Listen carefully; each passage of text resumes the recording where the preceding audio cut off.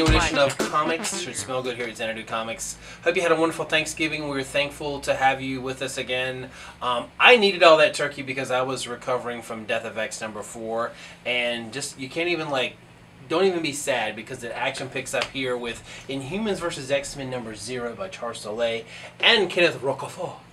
And this is really cool. It takes almost immediately after the events, which was actually set way back 8 months ago. It kind of tells you what's been going on leading up to the moment. Beast has been working with the Inhumans, trying to solve a problem with it. How do you solve a problem like the Terrigen Cloud? They've called the truce, the X-Men and Inhumans, but it's about to flare up. And if you already know, this isn't a spoiler, that Cyclops died. Now we kind of sort of know how he died if you read Death of X. But what's Emma Frost doing now? And how's the war going to be erupting? So this is really cool. Lots of really cool stuff. If you're a fan of Inhumans, if you're a fan of X-Men, this kind of sets the stage, sets the players. Bam! I'm all for the X-Men, of course. Boom. And super science.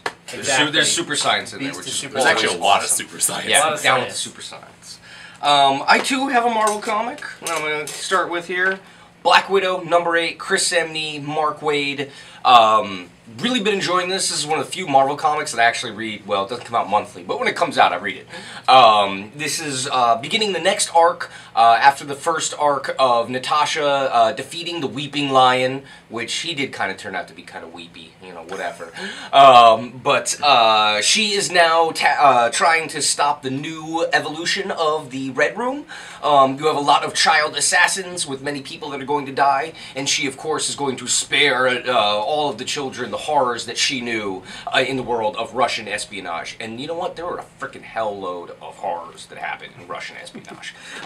Gorgeous, gorgeous stuff. And I had no choice but to start with the Marvel book because this week all my books are Marvel books. What? It's a weird week for me. I know. Look at you wearing a Colossus t-shirt? What's going on? The checks started coming through, you know. I don't really have a choice of this. I'm finally winning them over, folks. I don't see you with a Marvel shirt on. Come on. That's because I'm not a sellout. But my first book is actually an ending to a series, part of Al Ewing's giant master plan to make the Marvel Universe frickin' awesome again. This is New Avengers #18, the conclusion to the saga of Robbie DaCosta, aka Sunspot's giant weird plan with AIM and the SHIELD War and all this crazy crap that's been involving like Squirrel Girl and Songbird and all these people who have been like, yes, I want them on the Avengers. And then Al Ewing was like, oh, sure, I'll put them on the Avengers. And then he did crap that no one would have ever seen coming. And it's sad to see this title going. But it'll come back in just a few short months, or maybe even a week or something, I don't know, as US Avengers #1, featuring Red Hulk with his mustache. And sunglasses. And probably American Kaiju, who's like the best supervillain I've ever seen.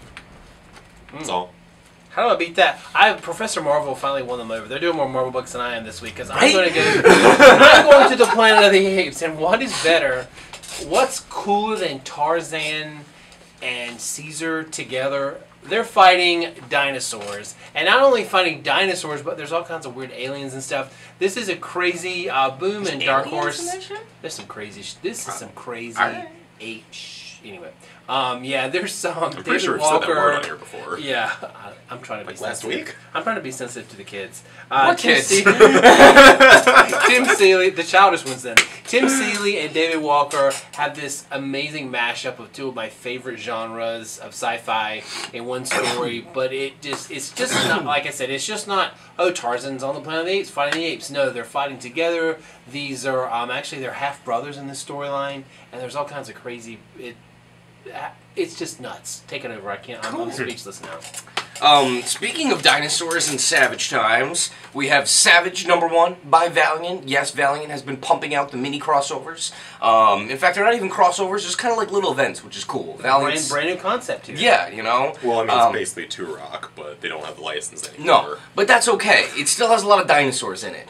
B. Claymore, who's a really great writer, just finished up his Hawaiian Dick series for Image, is joined by Louis LaRosa and Clayton Henry to bring you the story of, again, dinosaurs and soccer players that crash in planes. Maybe you've heard of that thing. Maybe this is kind of like one of those strange, you know, did it happen because it happened, or did it happen because it was in the comic books? You don't know the power that you hold in your hands. But yeah, this looks really fun. Nice cardstock cover. If you've been digging the Valiant stuff or just curious, this is a good place to jump in. Oh, yeah, that's me. That's you. Okay, well, my second Marvel book of the week is the first trade paperback collection of Moon Knight by Jeff Lemire and Greg Smallwood, joined in part by James Stokoe, I believe, has a little bit in one of these issues.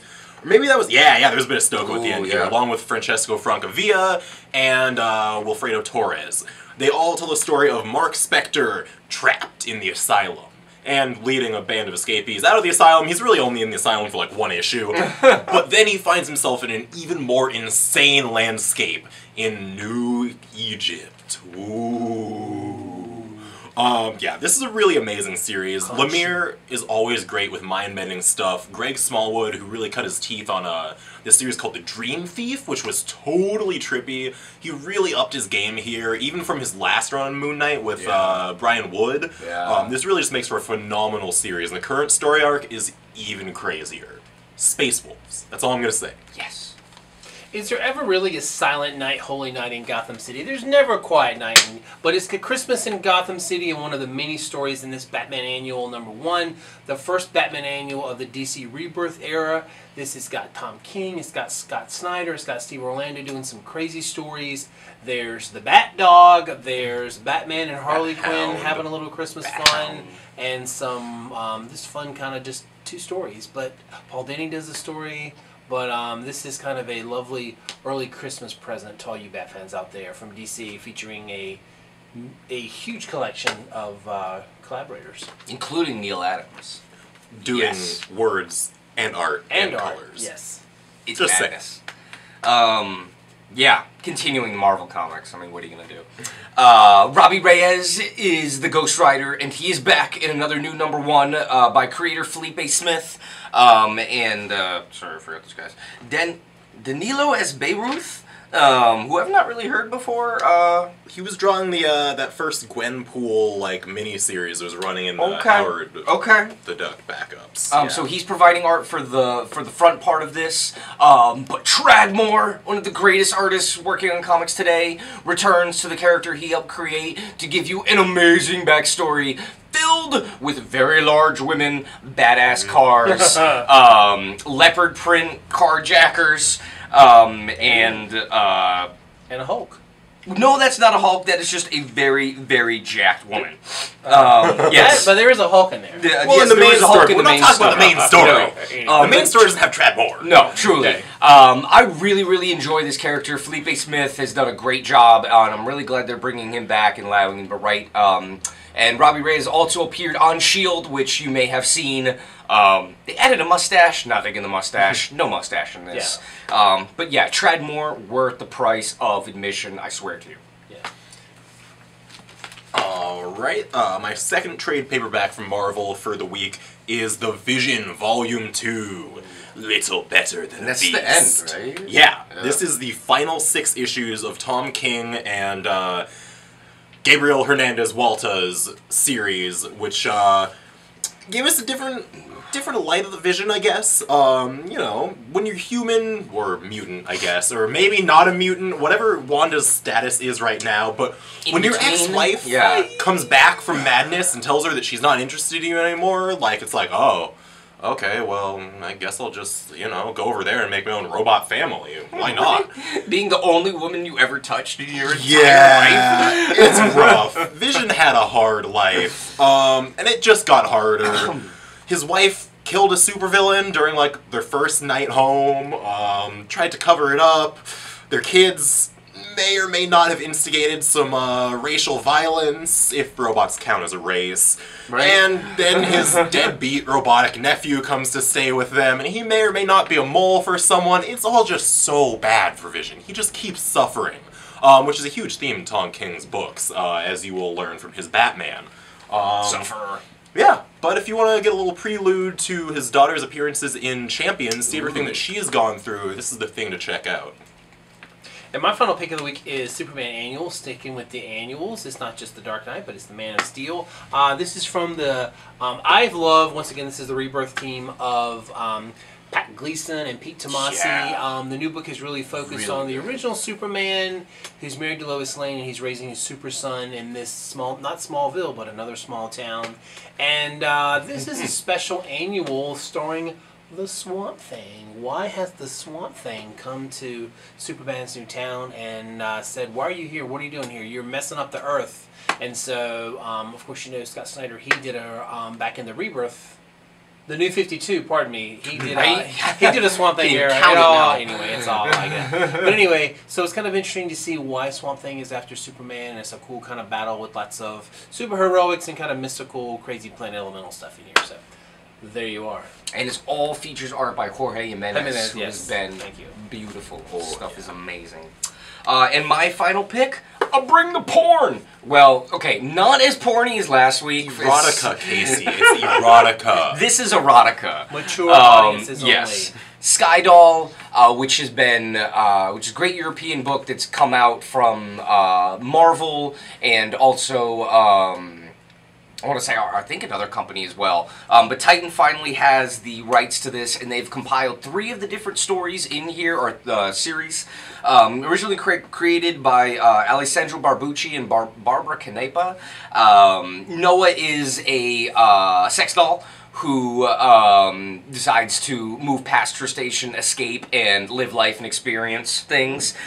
This one features like almost 12 different artists all contributing their styles to this world, making it a really, really cool kind of well-rounded vision of what sci-fi future might be like. Really cutesy at times, kind of a little scary at times, kind of racy at times as well.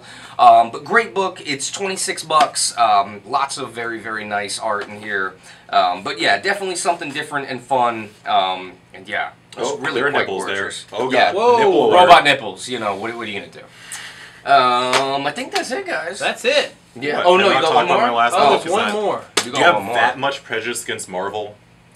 It's not I our fault don't. we're I better love than Marvel. Hey, you know what? Go If you for just it. share the checks with me, alright, we wouldn't have the problem. Yeah, that's not gonna happen now. Anyways, my last book, speaking of people who get mega checks, Brian Bendis's Guardians of the Galaxy number 14. The never-ending ride continues. Yeah, isn't that done yet? No, never. In person. This time, however, for just one issue, he is joined by the great living legend, Kevin Maguire. The man who pretty much gave personality to the Justice League in the 80s. For years and years, Justice League was probably the most boring superhero team book you could possibly imagine. And then, along came Keith Giffen, J.M. DeMatteis, and Kevin Maguire. And nothing was the same ever, ever, ever, ever again. No.